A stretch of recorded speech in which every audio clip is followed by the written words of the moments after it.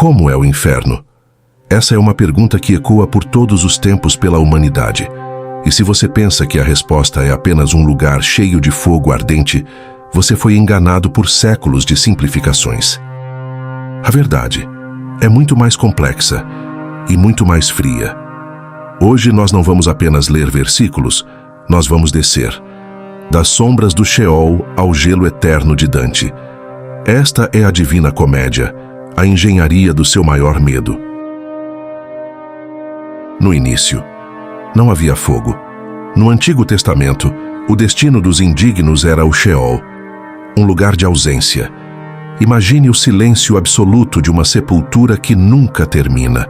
Não havia céu ou inferno, apenas o nada. Mas o livro de Apocalipse selou o destino final, o lago de fogo, a segunda morte. Mas esqueça a dor física. O verdadeiro terror é a separação total. Imagine saber que a paz e o amor existem, mas que eles nunca mais alcançarão você.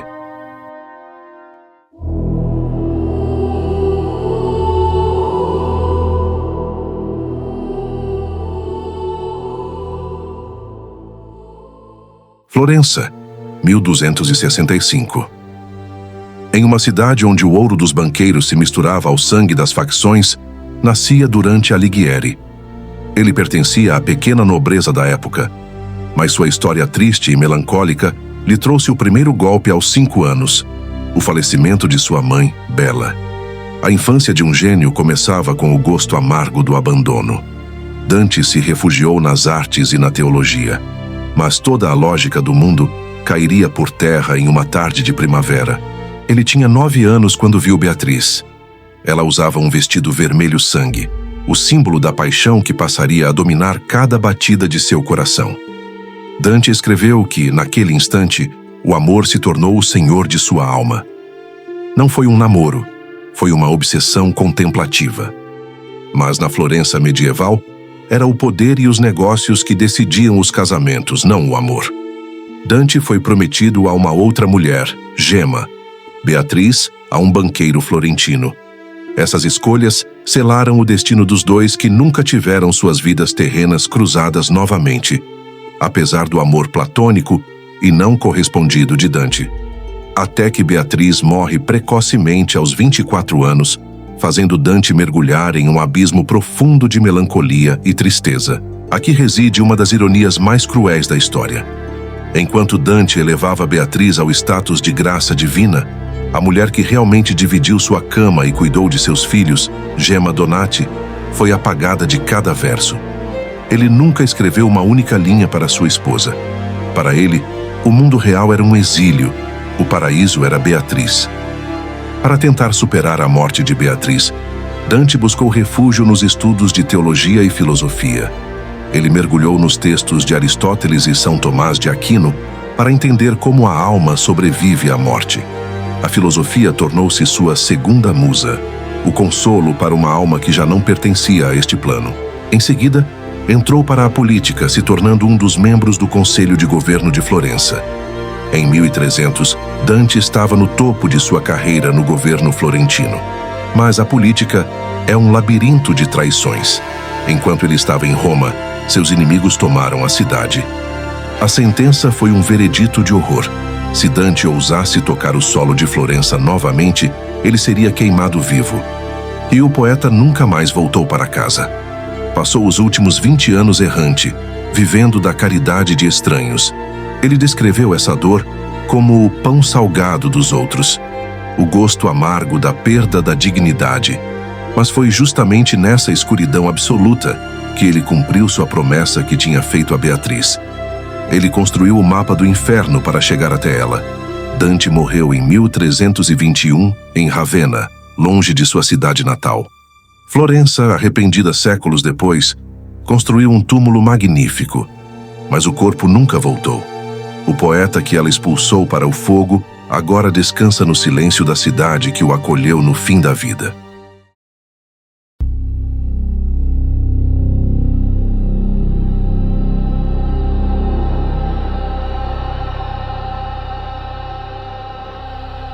Imagine acordar e perceber que o mundo que você conhecia desapareceu.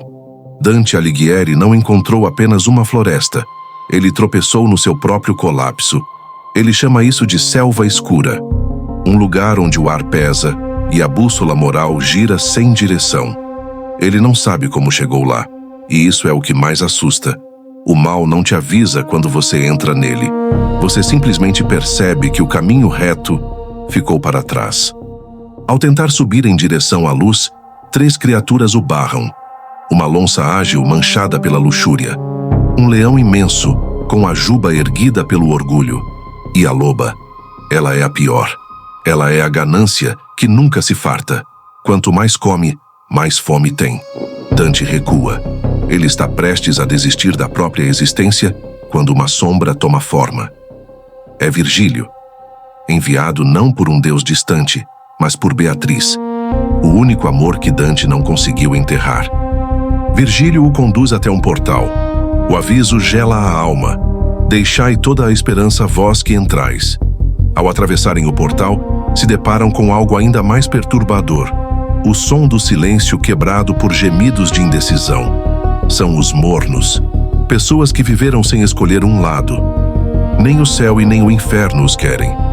Eles correm atrás de uma bandeira que nunca para, picados por vespas, enquanto o sangue e as lágrimas alimentam vermes no chão. No inferno, a neutralidade é o primeiro nível da tortura.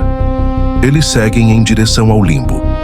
Aqui não há gritos, apenas um suspiro coletivo que faz o ar vibrar. É a casa de Virgílio, de Aristóteles, dos gênios que nasceram antes da luz.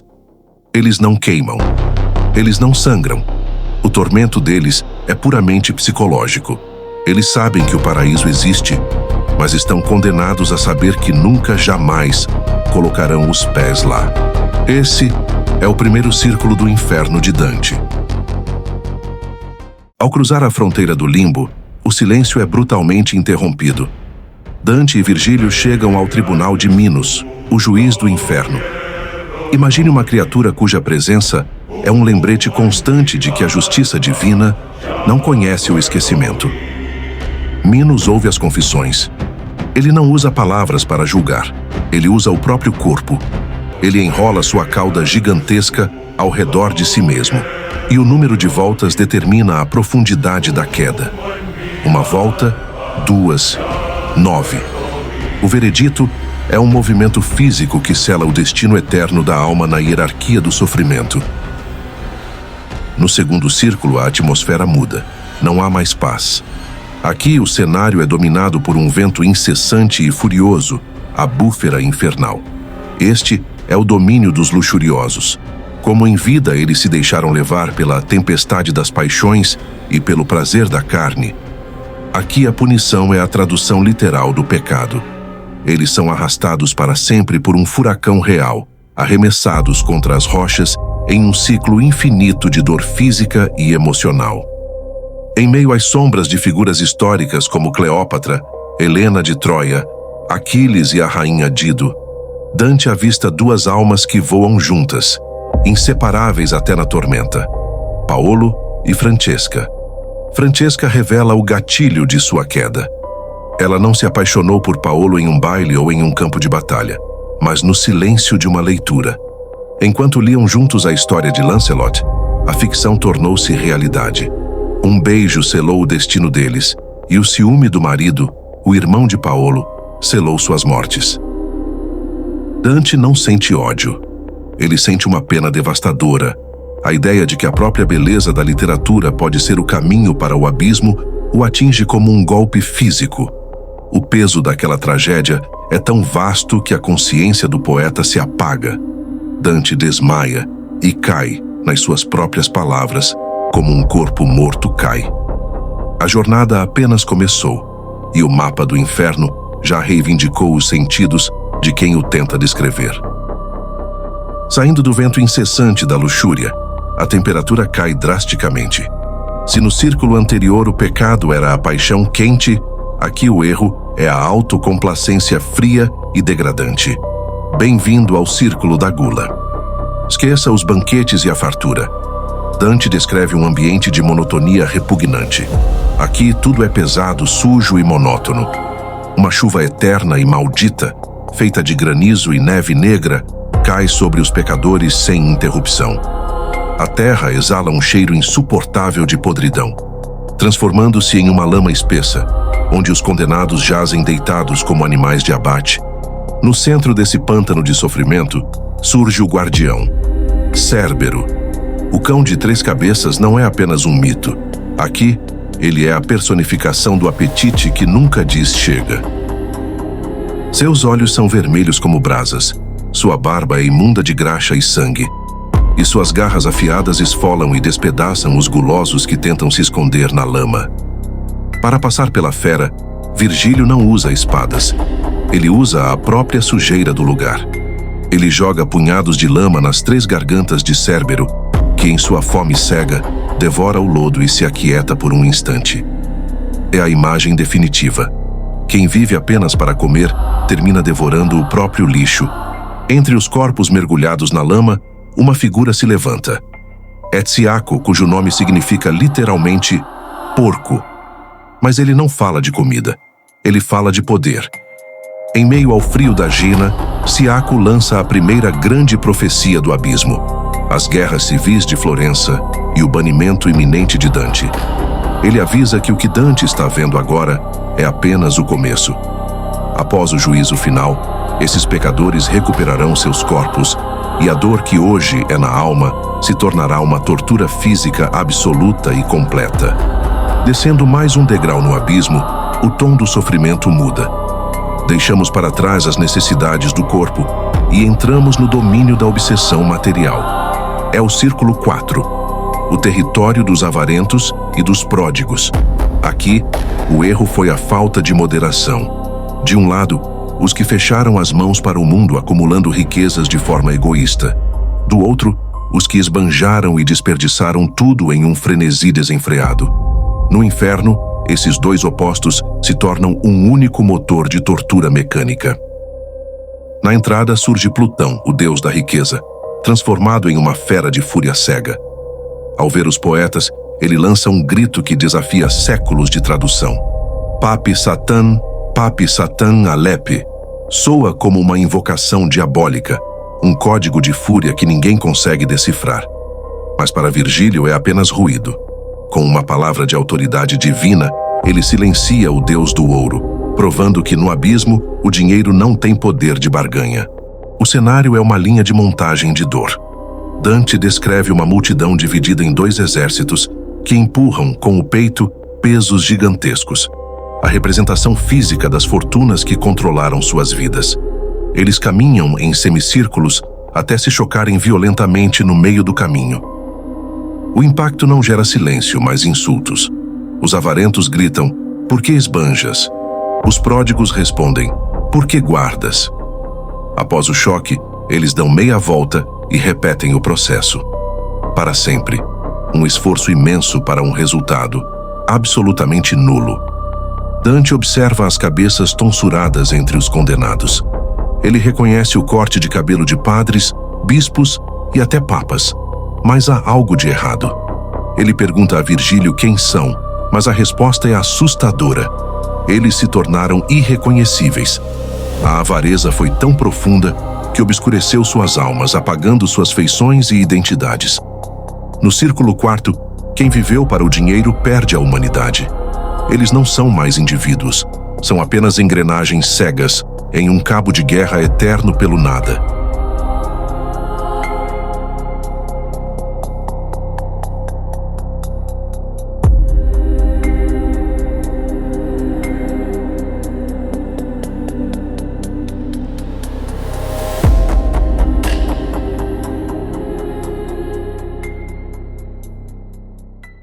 Agora o cenário muda drasticamente.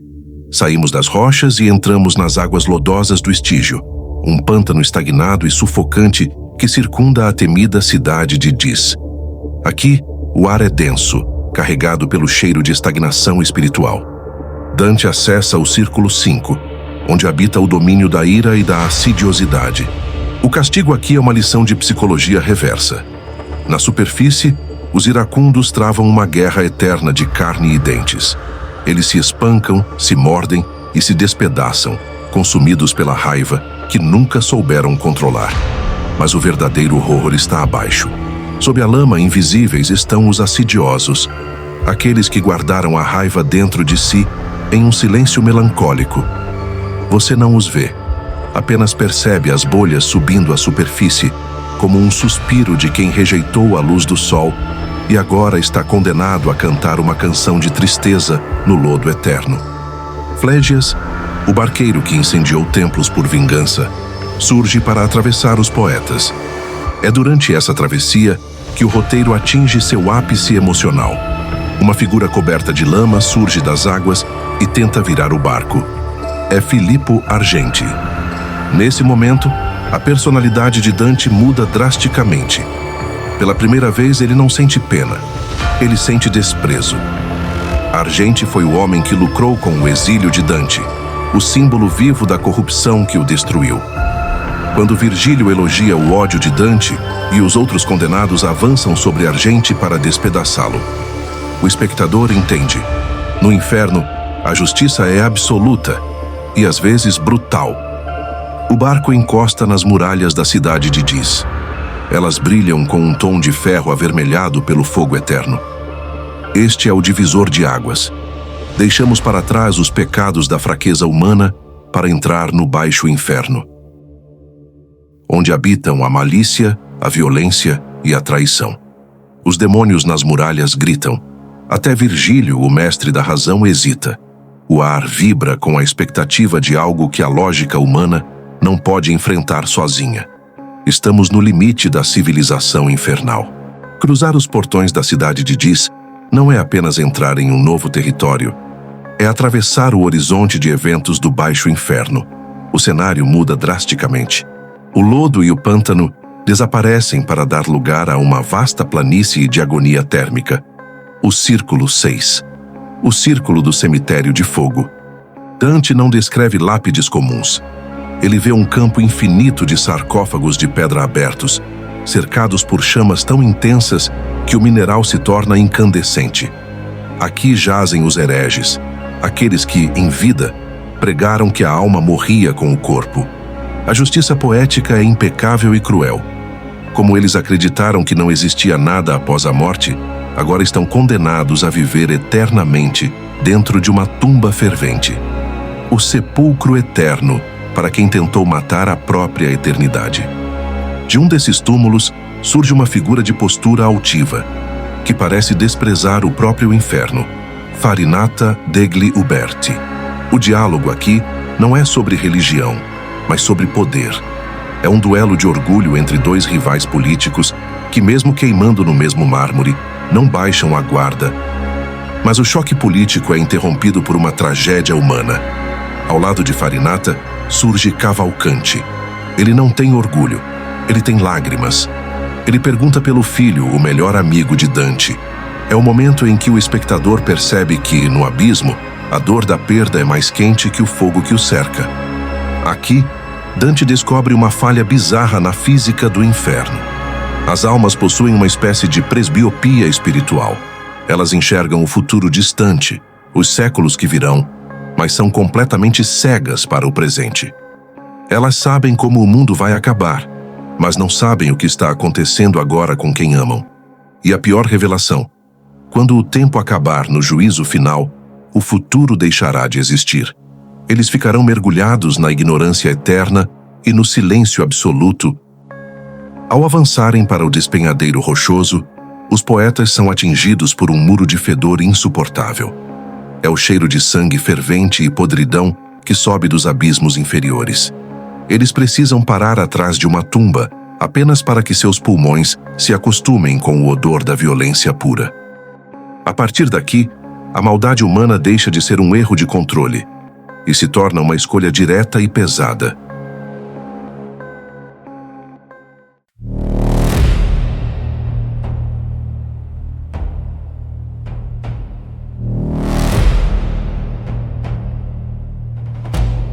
O Círculo 7 é o domínio dos violentos.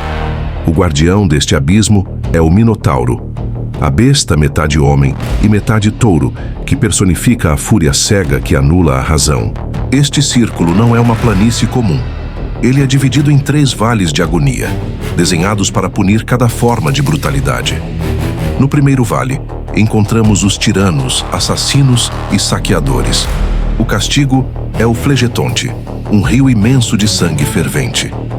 A profundidade aqui é a métrica da crueldade. Tiranos como Átila, o rei dos Hunos, estão mergulhados até as sobrancelhas. Se tentarem emergir para respirar, centauros galopam pelas margens, disparando setas implacáveis. No inferno, quem viveu do sangue dos outros, agora é eternamente consumido por ele. O segundo vale abriga o cenário mais poético e aterrador de Dante, a Floresta dos Suicidas. Aqui, a alma perde o direito à forma humana. Aqueles que renunciaram ao próprio corpo foram transformados em árvores retorcidas e espinhosas. As hárpias se aninham em seus galhos, quebrando-os constantemente. Cada galho partido faz a árvore sangrar lamentos e palavras de dor. E o destino final é ainda mais cruel. No juízo final, eles não habitarão seus corpos. Eles os verão pendurados em seus próprios galhos para sempre, como um lembrete eterno do que rejeitaram. O terceiro vale é um deserto de areia escaldante sob uma chuva eterna de labaredas. É o castigo para os que violaram o divino, a natureza e a arte. Blasfemadores jazem de costas, recebendo o fogo diretamente. Sodomitas correm sem pausa. E os agiotas permanecem curvados, sentindo o peso do dinheiro que fizeram render sem nunca produzir nada real. Para sair deste horror, os poetas chegam a um precipício onde o sangue despenca em uma cachoeira ensurdecedora. A única saída é uma carona com o monstro Gerião, a personificação da fraude. Ele tem rosto de homem justo, mas corpo de serpente e ferrão de escorpião. Eles descem em espirais pelo abismo negro, onde a luz morre, até pousarem no fundo de um poço gigante. Este não é apenas um lugar de dor, é um monumento à ironia divina. Na Vala dos Simoníacos, o cenário é bizarro. Líderes religiosos que venderam o espírito por ouro estão enterrados de cabeça para baixo. Suas plantas dos pés ardem em chamas, uma inversão profana da luz que deveriam carregar. Quando um novo traidor chega, ele empurra o anterior para o fundo, como se fossem moedas em um cofre sem fim. Logo à frente, os adivinhos. Aqueles que tentaram violar o futuro agora têm as cabeças retorcidas para trás. Eles caminham de costas, chorando lágrimas que escorrem pelas próprias nádegas. Uma punição visual para quem quis enxergar o que nunca deveria ter visto. Na Vala dos Ladrões, a realidade se torna um filme de horror. Cobras terríveis atacam os condenados em um ciclo de metamorfose impossível. Quem roubou os bens alheios agora perde o único bem que restou: o próprio corpo. O homem e a serpente se fundem e trocam de forma, provando que no inferno ninguém é dono de si mesmo. No centro do abismo, grandes línguas de fogo escondem os conselheiros fraudulentos. É aqui que Dante encontra Ulisses. O herói grego não morreu em casa. Sua ambição o levou além dos limites permitidos, naufragando diante da montanha do purgatório. Sua inteligência brilhante agora é sua própria fogueira eterna. Ao chegar à borda do último poço, o horizonte é dominado por torres gigantescas. Mas Virgílio avisa a Dante: não são edifícios, são gigantes. O colosso Antieu os pega na palma da mão e os deposita, com uma delicadeza assustadora, no ponto mais baixo e frio de toda a criação. Enfim, eles acessam o último nível, o Círculo 9. Esqueça as chamas. O ponto mais baixo e terrível da existência, na osmologia de Dante, o centro da Terra, não é um núcleo de magma, mas um lago de gelo absoluto chamado Cossite. Por que o gelo? Porque para Dante, a traição é o pecado mais frio que existe. Enquanto a paixão é quente e impulsiva, o traidor calcula, planeja e executa sem coração. Por isso, a alma aqui não queima. Ela congela em um isolamento total e eterno. O lago é uma hierarquia de crueldade dividida em 4 zonas: Caína, onde traidores de parentes ficam congelados até o pescoço. Antenora, para traidores da pátria, que não podem sequer dobrar o pescoço. Ptolomeia, onde traidores de hóspedes choram lágrimas que congelam instantaneamente, selando seus olhos em cristais de dor. Judeca, o ponto mais profundo, onde os traidores de seus mestres estão totalmente submersos em posições distorcidas, como detritos em um vidro fosco. Na zona de Antenora, Dante testemunha uma cena que desafia a sanidade. O conde Ugolino está eternamente roendo o crânio do arcebispo Rudieri. Em vida, Rudieri trancou Ugolino e seus filhos para morrerem de fome. No inferno, a fome de Ugolino nunca termina, e sua vingança é mastigar aquele que o desumanizou. É o retrato final de como a traição destrói a própria alma humana.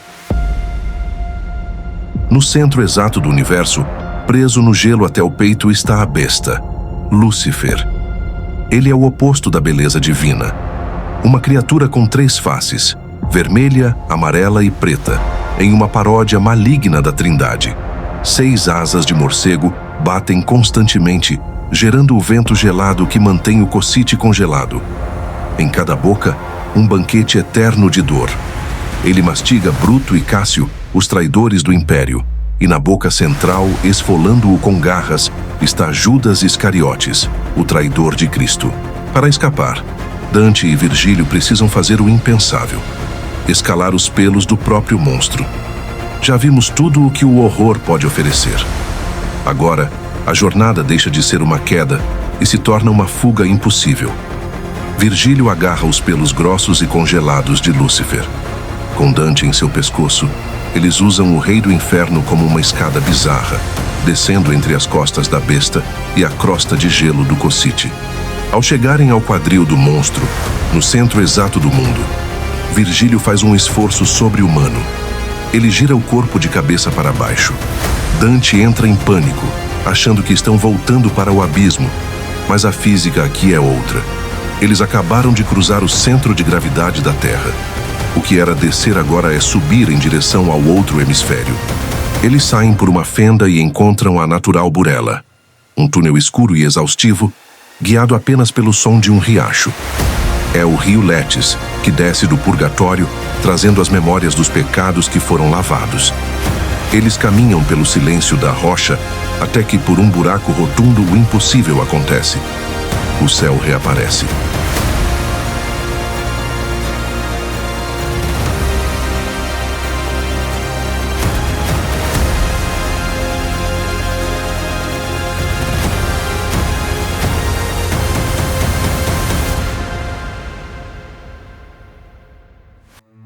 Eles emergem na ilha da Montanha do Purgatório, no meio do oceano do hemisfério sul. O cenário é a antítese do inferno. O ar é puro, doce, de uma cor azul safira, que Dante não via há uma eternidade. No céu, 4 estrelas brilham, as virtudes que a humanidade perdeu no Éden. Diante deles, o velho Catão, o guardião da montanha, observa com autoridade. Mas antes de subir, Dante precisa de um banho de realidade. Virgílio usa o orvalho da manhã para lavar a fuligem, o sangue e o suor do rosto de Dante. Ele arranca um junco, a planta da humildade, e o amarra na cintura do poeta. Milagrosamente, onde a planta é colhida, outra nasce no mesmo instante. A renovação começou. Dante vê no horizonte um anjo de Deus, cujas asas são tão brilhantes que os olhos humanos mal conseguem suportar. Diferente de Caronte, que usava um remo para bater nas almas, este anjo não usa remos nem velas. As suas próprias asas são o motor e o leme da embarcação. O barco é uma nave leve e veloz, que mal toca a água, quase flutua sobre ela. Nele estão mais de 100 almas. Elas não chegam gritando ou chorando, mas cantando juntas em uníssono o salmo In Exitu Israel de a Egipto, quando Israel saiu do Egito, que simboliza a libertação da alma da escravidão do pecado. O anjo faz o sinal da cruz para as almas, e elas saltam na areia da ilha. O anjo parte tão rápido quanto chegou, e as almas ficam ali, meio perdidas, olhando ao redor como estrangeiros em uma terra nova. Dante encontra entre elas um amigo próximo, Casella, um músico famoso de Florença. Dante tenta abraçar Casella 3 vezes, mas seus braços atravessam a alma, que é como uma sombra. Isso mostra que, embora no inferno as almas parecessem sólidas para sofrer dor, aqui elas têm uma natureza mais espiritual. Casella começa a cantar uma das poesias de Dante com uma voz tão doce que todos, inclusive Virgílio, ficam paralisados ouvindo, esquecendo-se da jornada por um momento. A paz é interrompida por Catão, o guardião da ilha, que aparece gritando: "O que é isto, espíritos lentos? Que negligência é esta?" Ele os repreende por pararem para ouvir música, em vez de correrem para a montanha para se purificarem. As almas, assustadas, dispersam-se como pombas e correm em direção à encosta da montanha. Dante e Virgílio agora enfrentam o antipurgatório, uma zona na base da montanha, para aqueles que demoraram a se arrepender. A subida é tão íngreme que Dante diz que precisa voar com as asas do desejo para conseguir subir. Na base da montanha, o ar é doce, mas o tempo é uma prisão. Aqui estão os que deixaram para pedir perdão no último segundo. Eles não podem subir ainda. Estão na antessala do arrependimento. Dante encontra os excomungados, que esperam 30 vezes o tempo de sua rebeldia. E os preguiçosos, como seu velho amigo Belacqua, que está tão imóvel à sombra de uma rocha que parece ter desistido da eternidade antes mesmo de tentá-la. No purgatório, a pressa que você não teve em vida se torna a espera que te consome na morte.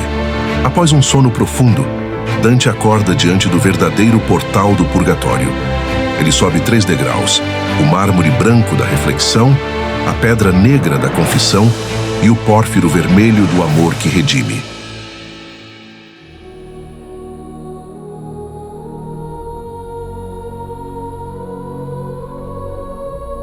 O anjo guardião não desembainha a espada para lutar, mas para marcar. Com a ponta da lâmina, ele grava 7 letras P na testa de Dante, uma para cada pecado capital. É o Ud, indicador da alma. À medida que ele vence um terraço, uma marca desaparece. O anjo gira as chaves de ouro e prata e o aviso é final: entre, mas jamais olhe para trás. O primeiro nível é o mais difícil, o orgulho. O castigo aqui é uma lição de geometria moral. Aqueles que em vida andaram de nariz empunhado e peito estufado, agora carregam pedras colossais nas costas. Eles caminham curvados, forçados a olhar apenas para o chão que um dia desprezaram. Nas paredes, esculturas divinas em 4K mostram o contraste, a humildade absoluta de Maria contra a queda trágica dos orgulhosos. É o lugar onde você aprende que, para tocar o céu, primeiro você precisa aceitar o peso da sua própria terra. No topo da exaustiva montanha, o cenário muda. Não há mais pedras ou suor.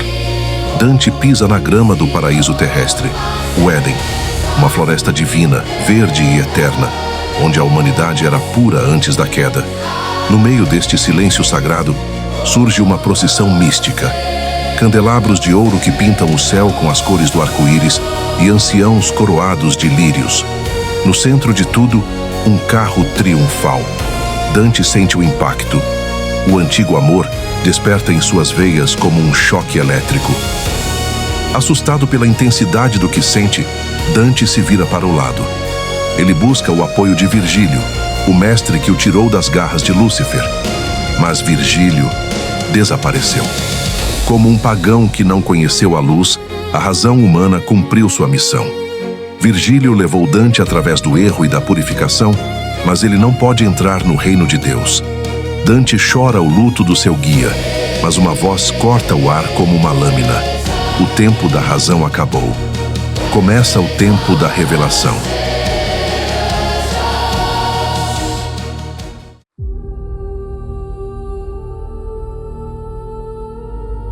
Beatriz surge sobre o carro, vestida com as cores das virtudes, branco, verde e vermelho, mas não há abraços. Ela o chama pelo nome, a única vez que o nome de Dante é citado em toda a obra, e lança uma acusação brutal. Ela o repreende por ter se perdido em filosofias vãs e caminhos falsos após a morte dela. Dante está tão envergonhado que não consegue encarar seu próprio reflexo na água. No paraíso, o perdão não vem sem o reconhecimento total da própria falha. Para subir, Dante é mergulhado em 2 rios, o Letes, que apaga a memória do mal, e o Eunoé, que aviva a memória do bem. Ele se sente remoldado, como uma árvore que renova suas folhas na primavera. Beatriz olha fixamente para o sol, e Dante, ao olhar para ela, sente o que ele chama de transhumanar, o ato de ir além da condição humana. Sem sentir o próprio peso, ele começa a levitar. Eles deixam a terra para trás. O que vem agora não é mais lama, pedras ou sangue. É geometria, música e luz infinita. Muitos esperam um reencontro romântico, mas a Beatriz que Dante encontra no topo do mundo não é a mulher que ele amava. Ela é uma figura de autoridade espiritual. Ela foi durona por um motivo sagrado. Dante não se perdeu na selva escura por acidente. Ele se deixou levar por paixões vãs e filosofias mundanas. Para suportar a luz intensa do paraíso, ele precisava primeiro suportar a dor do arrependimento real. Como ela mesma diz, a culpa e a dor precisam ter a mesma medida.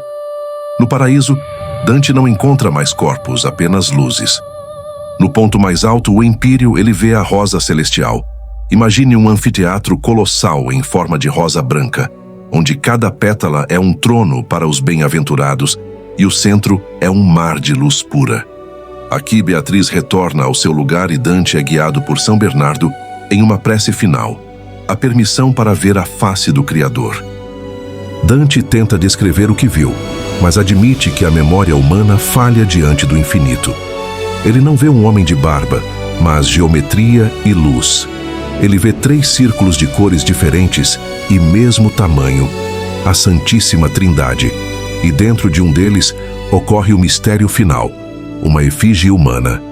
Como o homem cabe no infinito? No instante em que sua inteligência atinge o limite, um relâmpago de percepção o atinge. As palavras acabam. Dante não explica o que viu, ele entende. Sua vontade e seu desejo tornam-se um só com a engrenagem do cosmos.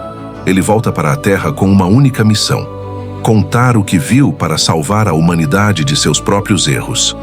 O poema termina com a frase que é a assinatura de todo o universo: o amor que move o sol e as outras estrelas. A jornada de Dante termina onde a nossa começa. Ele não escreveu a Divina Comédia para ser apenas um mapa do além, mas um espelho da alma humana. Ele desceu ao abismo mais profundo e escalou a montanha mais íngreme para nos dizer uma única coisa: que nenhum erro é definitivo se houver a coragem de olhar para cima. Dante voltou do exílio espiritual com o pão salgado da experiência, transformando sua dor em uma luz que brilha há 7 séculos. Hoje, os monstros que enfrentamos podem não ter 3 cabeças ou caudas de escorpião, mas a selva escura da confusão, do orgulho e da traição ainda tenta nos cercar todos os dias. No fim, a lição de Dante é que a razão pode nos guiar pelo caos, mas apenas algo maior. O amor, a fé, a nossa própria Beatriz, pode nos fazer levitar. De que somos capazes de atravessar o inferno, o purgatório e tocar as estrelas. Mas a pergunta que fica para você é: em qual círculo você sente que está caminhando hoje? E mais importante, quem é o guia que você está escolhendo para te tirar de lá? Comente aqui embaixo qual parte dessa jornada mais transformou sua visão sobre o medo. E nunca se esqueça, o caminho pode ser escuro, mas o objetivo final é sempre rever as estrelas.